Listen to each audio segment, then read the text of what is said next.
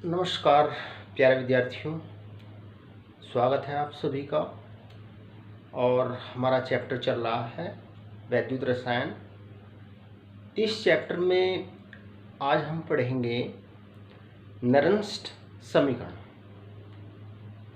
तो शुरू करते हैं नरंस्ट समीकरण। प्यारे विद्यार्थियों, नरंस्ट वैज्ञानिक ने बताया कि किसी इलेक्ट्रोड अभिक्रिया, मान लो ये इलेक्ट्रोड अभिक्रिया है, ये M कोई धातु है जिसके आयनों के ऊपर N यूनिट का धनावेश है और ये N इलेक्ट्रॉन ग्रहण करके ये उदासीन धातु परमाणु बनाते हैं। तो नरंस्ट ने बताया कि किसी इलेक्ट्रोड अभिक्रिया, जैसे ये एक अपचयन अभिक्रिया है। ये इलेक्ट्रोड अभिक्रिया कैसी है? अपचयन अभिक्रिया, क्योंकि यहाँ पर इलेक्ट्रॉन इस अभिक्रिया में ग्रहण हो रहे हैं। तो ये इलेक्ट्रोड अभिक्रिया कैसी है? अपचयन अभिक्रिया है।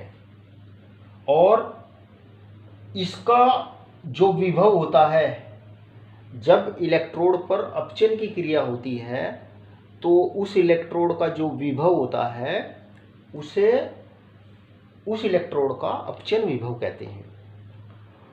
और प्यारे विद्यार्थियों, आधुनिक पद्धति में जो अपचयन विभव होते हैं उन्हीं को ही धातु का इलेक्ट्रोड विभव कहते हैं। अगर मान लो हम ये कहते हैं कि किसी धातु का इलेक्ट्रोड विभव जो है वो फला है, तो इसका मतलब हम उस धातु के इलेक्ट्रोड का जो विभव है वो अपचयन विभव की उसकी हम बात कर रहे हैं। तो नरंस्ट ने बताया कि किसी इलेक्ट्रोड अभिक्रिया के लिए किसी भी सांद्रता पर मानक hydrogen electrode, standard hydrogen electrode के सापेक्ष मापा गया इलेक्ट्रोड विभव निम्न प्रकार निरूपित किया जा सकता है। ये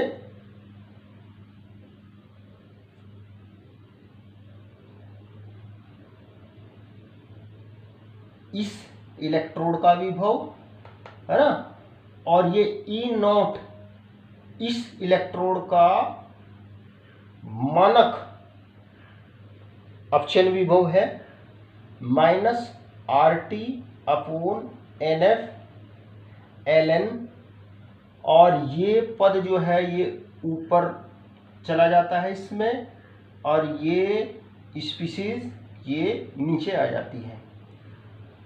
तो ये जो समीकरण है ये कहलाती है नरंस्ट समीकरण। देखो, ये जो इलेक्ट्रोड विभव है, ये जो, और ये कैसा रेडॉक्स युग्म है। देखो यहाँ पर ये ऑक्सीकृत अवस्था, ये अपचयित अवस्था है ना, यानी कि ये अपचयन, ये इलेक्ट्रोड अभिक्रिया किसको प्रदर्शित कर रही है? अपचयन को प्रदर्शित कर रही है। तो अगर हम इसे आसान भाषा में कहें तो ये इलेक्ट्रोड विभव है, ये मानक इलेक्ट्रोड विभव है। तो ये जो समीकरण है ये हमें जो इलेक्ट्रोड विभव और जो मानक इलेक्ट्रोड विभव होता है उसमें जो संबंध होता है, नरंस्ट समीकरण बताती है कि जो इलेक्ट्रोड विभव होता है और मानक इलेक्ट्रोड विभव होता है उसमें ये संबंध होता है, और ये समीकरण कहलाती है नरंस्ट समीकरण। देखो देखो यहाँ पे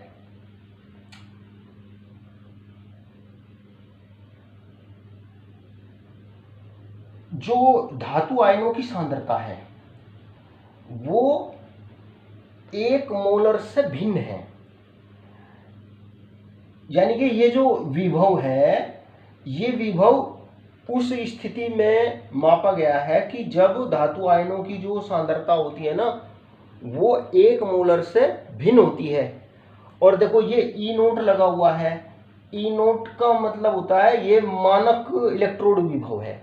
और मानक इलेक्ट्रोड विभव क्या होता है, जब धातु आयनों की सांद्रता कितनी होती है, 1 मोलर होती है ना। तो ये इलेक्ट्रोड विभव जब धातु आयनों की सांद्रता 1 मोल नहीं होती, 1 मोलर नहीं होती। और यहाँ पे ये इलेक्ट्रोड विभव कैसा है, जब धातु आयनों की सांद्रता 1 मोलर होती है। तो यानी कि ये मानक इलेक्ट्रोड विभव है और ये इलेक्ट्रोड विभव है। तो नरंस ने बताया कि जो इलेक्ट्रोड विभव होता है और जो मानक इलेक्ट्रोड विभव होता है उसमें ये संबंध होता है ना। और ये समीकरण कहलाती है नरंस समीकरण, जिसे इस इलेक्ट्रोड अभिक्रिया के लिए जो नरंस समीकरण है उसको इस प्रकार से लिखते हैं। ये इस इलेक्ट्रोड का विभव, ये इस इलेक्ट्रोड का मानक विभव है ना, ये अपचयन विभव है, ये मानक अपचयन विभव माइनस RT/NF ln, और ये m ये धातु की सांद्रता, ये धातु आयनों की सांद्रता है। और क्योंकि धातु आयनों की सांद्रता ms जो है वो इकाई मानी जाती है, इसलिए यहाँ पर 1 मान लेंगे।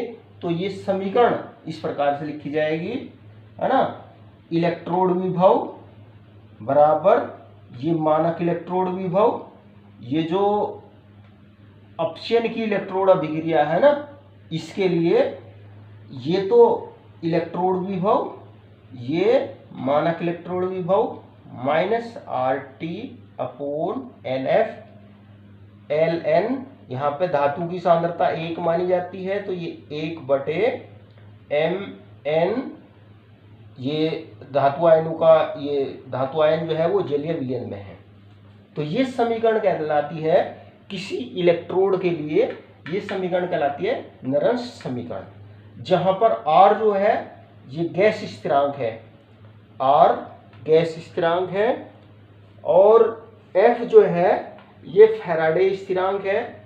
गैस स्थिरांक का मान होता है 8.314 जूल प्रति केल्विन प्रति मोल।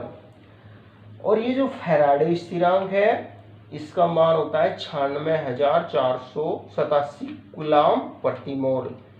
इसको सामान्यतः जब न्यूमेरिकल निकालते हैं तो 96,500 कूलाम प्रति मोल लिखते हैं। और जो N है ये इलेक्ट्रोड अभिक्रिया में भाग लेने वाले इलेक्ट्रॉनों की संख्या होती है।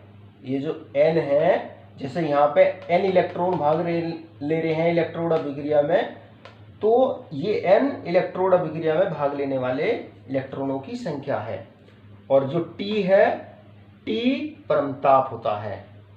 और यहाँ पे देखो ये ln बराबर होता है 2.303 log 10, ln का मान बराबर log 10 बेस पर इतना होता है।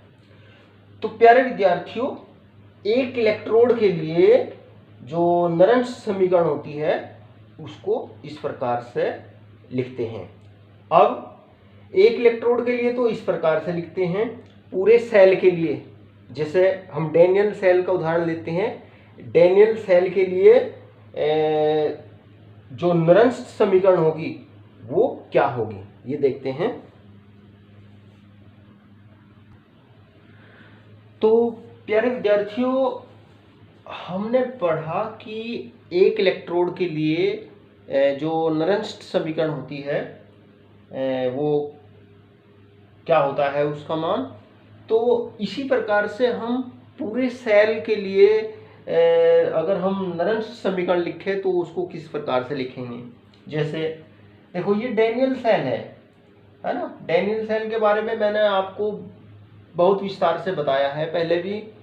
ये जिंक आयन आपस में ये लवण सेतु के द्वारा, एक इलेक्ट्रोड ये हो गया, लवण सेतु के द्वारा एक इलेक्ट्रोड ये हो गया, दोनों इलेक्ट्रोड लवण सेतु के द्वारा जुड़े होते हैं। देखो इसमें ये ऋण ध्रुव होता है, ये कैथोड धन ध्रुव होता है, एनोड ऋण ध्रुव होता है। तो कैथोड के लिए, इस कैथोड के लिए जो नरंश समीकरण है वो इस प्रकार से लिखी जाएगी, है ना।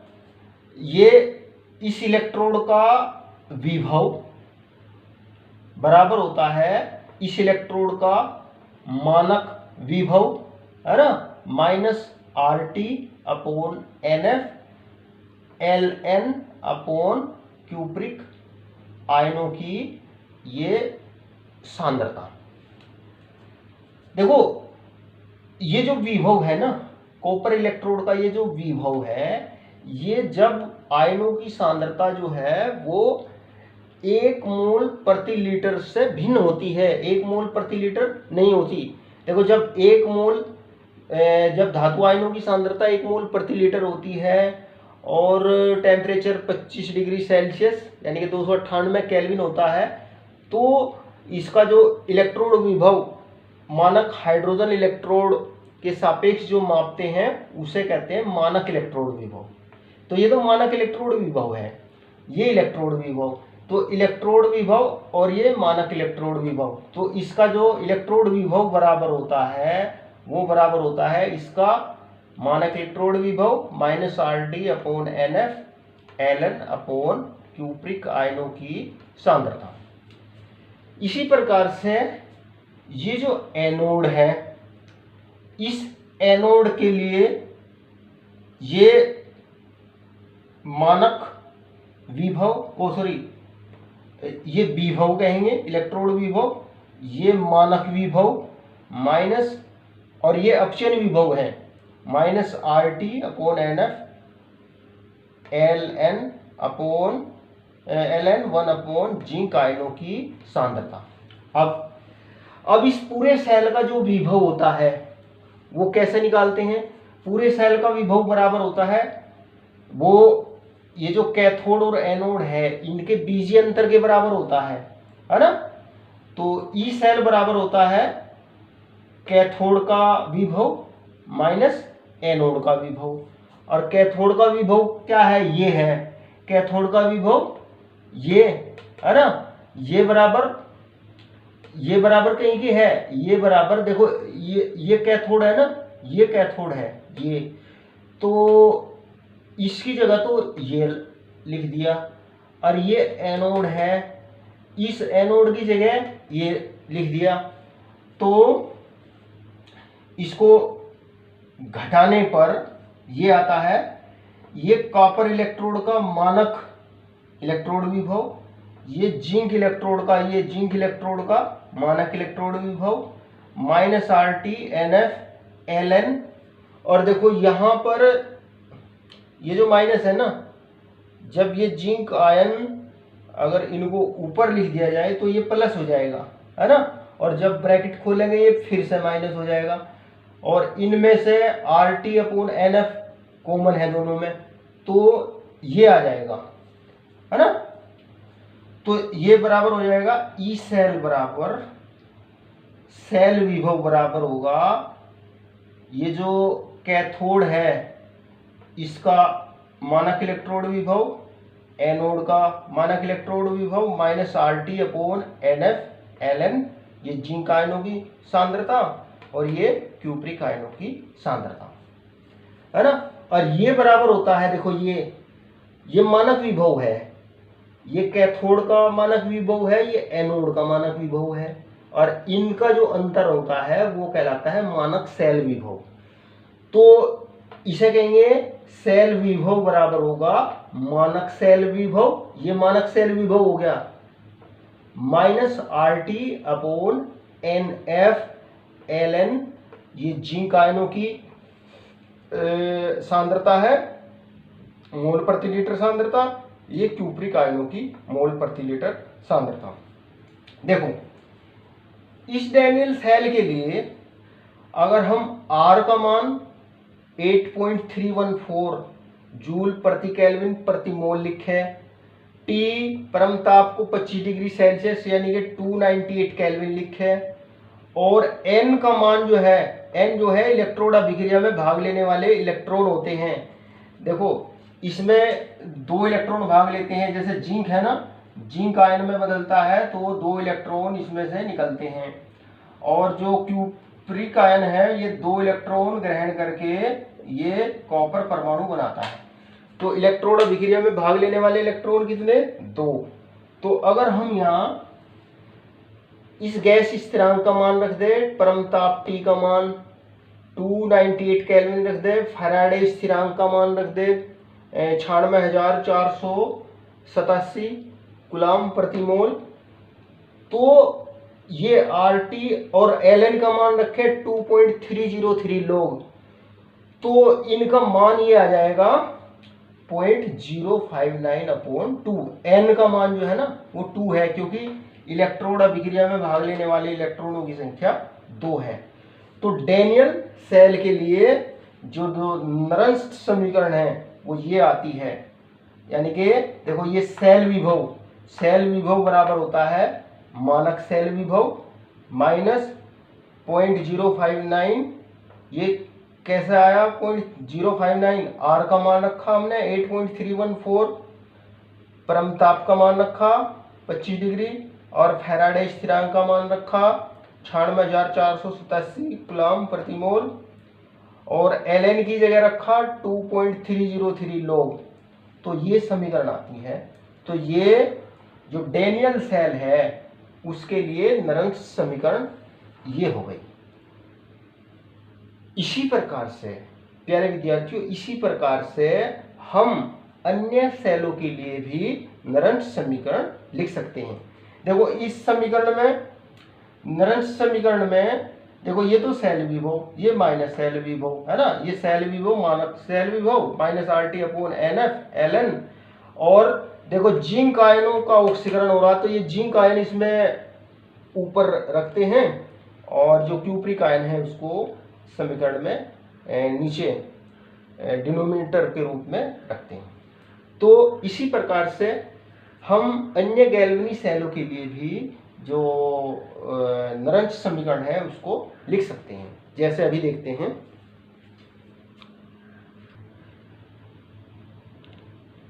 प्यारे विद्यार्थियों, अभी हमने पढ़ा कि जो डैनियल सेल होता है उसके लिए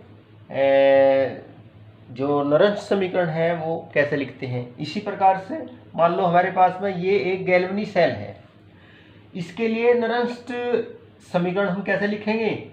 ऐसे लिखेंगे जैसे डैनियल सेल के लिए लिखी, ऐसे इसके लिए लिखेंगे, यानी कि इस सेल का जो विभव होगा ई सेल बराबर E naught cell minus RT/NF और Ln, और देखो इसमें निकिल आयनों की सांद्रता को ऊपर लिखेंगे, निकिल आयनों की सांद्रता अपॉन Ag आयनों की सांद्रता, और Ag आयनों की सांद्रता देखो यहाँ पे एक स्क्वायर लगाना पड़ेगा। Ag आयनों की सांद्रता स्क्वायर इसलिए लगाना पड़ेगा, देखो तो इस प्रकार से तो हम इसकी जो नरंस्ट समीकरण है वो लिखते हैं। अच्छा देखो यहाँ पे स्क्वायर इसलिए लगाना पड़ता है, देखो जैसे ये निकिल है, निकिल से निकिल आयन बनता है 2 इलेक्ट्रॉन त्याग करने से। अब ये जो 2 इलेक्ट्रॉन है ना, इन 2 इलेक्ट्रॉन को 2 Ag आयन ग्रहण करेंगे। भाई एक Ag पर तो 1 यूनिट का पॉजिटिव चार्ज होता है, तो 2 इलेक्ट्रॉन कौन ग्रहण करेगा? 2 Ag आयन ग्रहण करेंगे। तो इसलिए जो Ag आयनों की सांद्रता है, जितने इसके आयन इलेक्ट्रोड अभिक्रिया में भाग लेते हैं उसका स्क्वायर हो जाएगा जब हम नरंस्ट समीकरण लिखते हैं। इसी प्रकार से देखो अगर हम यहाँ पर जो RT है और जो F है इनके मान रख दें और Ln का मान रख दें, तो इस समीकरण को हम पुनः इस प्रकार से लिख सकते हैं, ई सेल बराबर ई नॉट सेल मतलब मानक सेल विभव माइनस 0.059, एन का मान 2 रखेंगे तो क्योंकि इलेक्ट्रोड अभिक्रिया में 2 इलेक्ट्रॉन भाग लेते हैं, और लोग निकिल आयनों की मोलर सांद्रता मतलब मोल प्रति लीटर सांद्रता, और ये एजी आयनों की मोल प्रति लीटर सांद्रता का स्क्वायर। तो इस गैल्वेनी सेल के लिए जो नरंस समीकरण है उसको इस प्रकार से लिखते हैं। इसी प्रकार से मान लीजिए एक विद्युत रासायनिक अभिक्रिया ये है,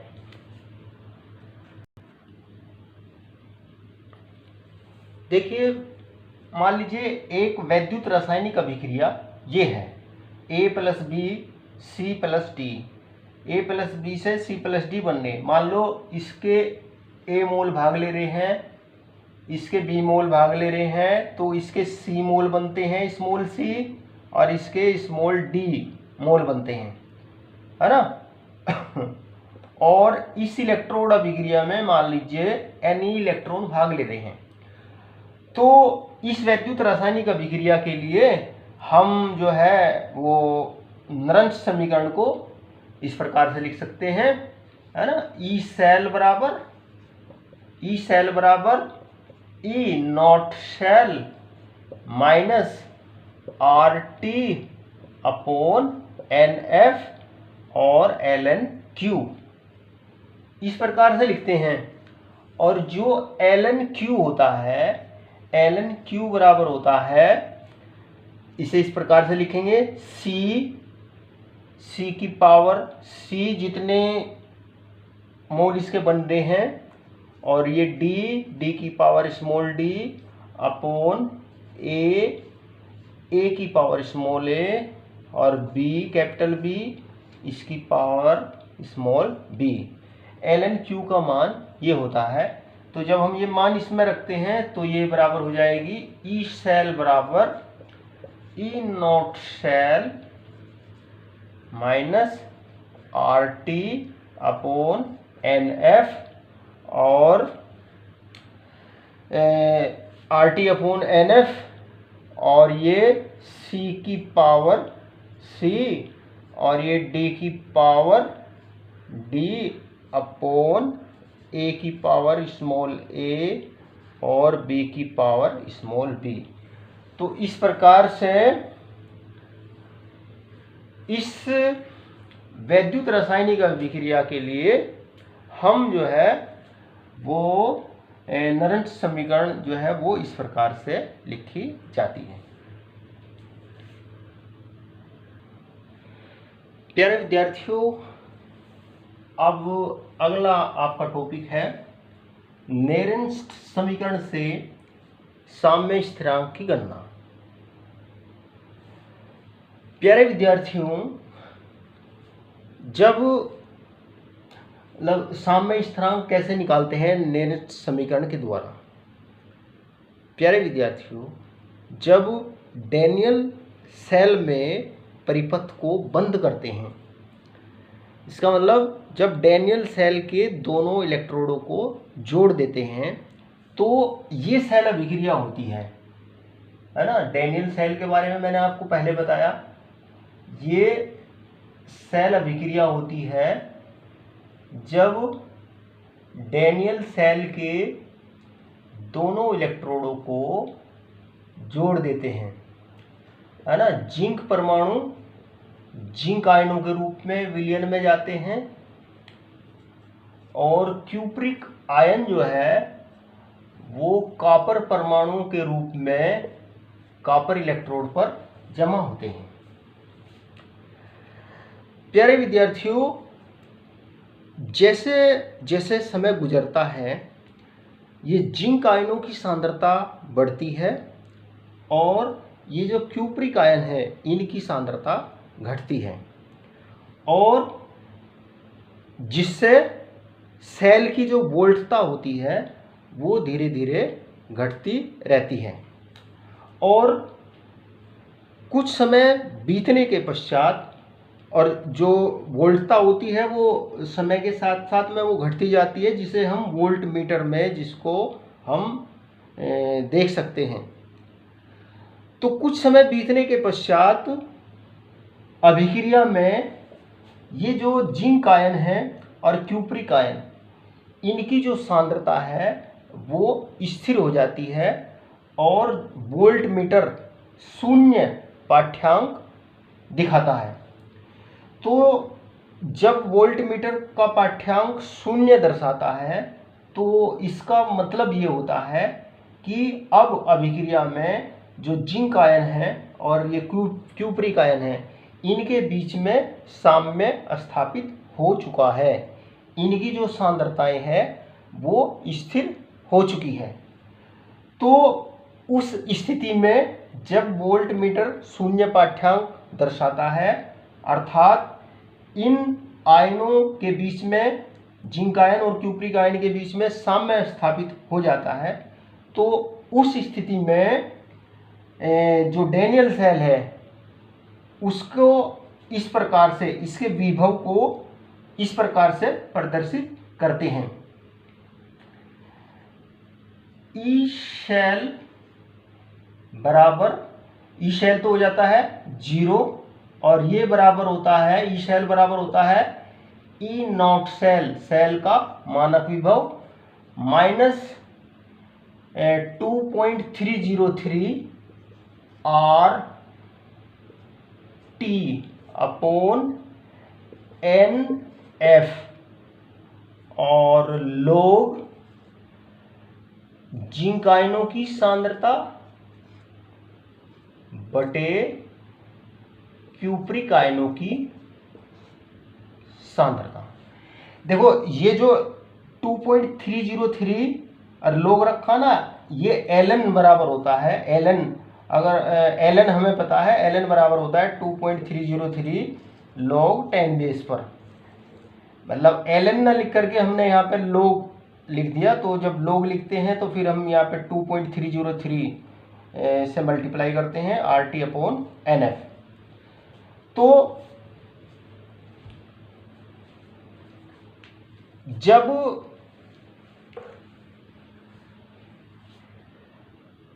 वोल्ट मीटर पाठ्यांक शून्य दर्शाता है तो उस स्थिति में जो जिंक आयन है और जो क्यूप्रिक आयन है, इनकी सांद्रता क्या हो जाती है, स्थिर हो जाती है। तो सेल का विभव क्या दर्शा रहा है, 0। तो इसको हम इस प्रकार से लिख सकते हैं, ई नॉट सेल बराबर, ये इसको इधर लाएंगे तो माइनस का हो जाएगा, माइनस माइनस कट जाएगा, तो ये ई नॉट सेल बराबर 2.303 RT अपॉन NF। R जो है गैस स्थिरांक, इसका मान हमें पता है, ये परमताप है, ये फैराडे स्थिरांक है, N इलेक्ट्रोड अभिक्रियाओं में भाग लेने वाले इलेक्ट्रॉन है, इसमें N का मान जो है 2 है, और ये log Kc। और Kc हमने कैसे लिखा, जो क्योंकि Kc बराबर होता है, Kc बराबर होता है जिंक आयनों की सांद्रता अपॉन क्यूप्रिक आयनों की सांद्रता। क्योंकि ये जिंक आयनों और क्यूप्रिक आयनों की जो सांद्रता है ना वो स्थिर हो जाती है और इनका जो अनुपात है ना वो एक स्थिरांक होता है जिसे Kc के द्वारा प्रदर्शित करते हैं। तो इस प्रकार से जो नरंस्ट समीकरण है उसके द्वारा ये जो स्थिरांक है Kc, इसको कहते हैं साम्य स्थिरांक, Kc की गणना हम कर सकते हैं। अगर हम यहाँ पे R का मान रखें 8.314 जूल प्रति केल्विन पर मोल, परमताप का मान रखें, फैराडे स्थिरांक का मान रखें, तो ये समीकरण आती है ई नॉट शेल बराबर 0.059, N का मान 2 होगा, log Kc। तो इस प्रकार से इस प्रकार से हम जो है सेल जो नरेंस समीकरण है, नरेंस समीकरण के द्वारा आखिरकार हम जो साम्य स्थिरांक Kc है इसका मान हम ज्ञात कर सकते हैं। हाँ, तो प्यारे विद्यार्थियों, अगला टॉपिक शुरू करते हैं। वैद्युत रासायनिक सेल अभिक्रिया की गिब्स ऊर्जा। 1 सेकंड में किया गया वैद्युत कार्य जो होता है वो बराबर होता है कुल प्रवाहित आवेश। 1 सेकंड में किया गया वैद्युत कार्य बराबर होता है कुल प्रवाहित आवेश NF इंटू विद्युतीय विभव के। यदि हम गैल्वनी सेल से अधिकतम कार्य लेना चाहते हैं तो आवेश का प्रवाह उत्क्रमणीय करना होगा। गैल्वनी सेल के द्वारा किया गया उत्क्रमणीय कार्य गिब्स ऊर्जा में कमी के बराबर होता है। गैल्वनी सेल के द्वारा जो किया गया उत्क्रमणीय कार्य होता है वो गिब्स ऊर्जा में कमी के बराबर होता है। यदि किसी गैल्वनी सेल का विभव E सेल और प्रवाहित आवेश NF एवं अभिक्रिया की गिब्स ऊर्जा डेल्टा RG हो तो डेल्टा RG यानी कि अभिक्रिया की गिब्स ऊर्जा बराबर होती है -NFE। E सेल जो होता है ये सेल विभव होता है। प्यारे विद्यार्थियों, गिब्स ऊर्जा हमने थर्मोडायनेमिक्स में पढ़ी है। क्या होती है गिब्स ऊर्जा? गिब्स ऊर्जा किसी अभिक्रिया की गिब्स ऊर्जा उस ऊर्जा की मापक होती है जिससे अधिकतम उपयोगी कार्य किया जाता है। तो जो गैल्वनी सेल होता है, गैल्वनी सेल के द्वारा किया गया जो अधिकतम कार्य जो होता है वो गिब्स ऊर्जा में कमी के बराबर होता है। यदि गैल्वनी सेल का विभव E सेल और उसमें से प्रवाहित आवेश NF तथा अभिक्रिया की गिब्स ऊर्जा डेल्टा RG हो तो तब डेल्टा RG बराबर यानी कि अभिक्रिया की गिब्स ऊर्जा बराबर होती है -NFE सेल। इसके द्वारा हम अभिक्रिया की मतलब सेल विभव और ये फैराडे स्थिरांक, ये इलेक्ट्रोड अभिक्रिया में भाग लेने वाले इलेक्ट्रोडों की संख्या, इसके द्वारा हम जो वैद्युत रासायनिक सेल अभिक्रिया होती है उसकी गिब्स ऊर्जा की गणना कर सकते हैं। तो प्यारे विद्यार्थियों, किसी वैद्युत रासायनिक सेल अभिक्रिया की गिब्स ऊर्जा को इस प्रकार से इस समीकरण के द्वारा प्रदर्शित करते हैं। किसी वैद्युत रासायनिक सेल अभिक्रिया की गिब्स ऊर्जा, ये सूत्र याद रखिए, गिब्स ऊर्जा बराबर होती है -NF फैराडे स्थिरांक, N इलेक्ट्रोड अभिक्रिया में भाग लेने वाले इलेक्ट्रॉन और ये सेल विभव। तो किसी वैद्युत रासायनिक सेल अभिक्रिया की जो गिब्स ऊर्जा होती है वो बराबर होती है -NFE सेल के बराबर होती है। एक तो ये सूत्र ध्यान रखिए।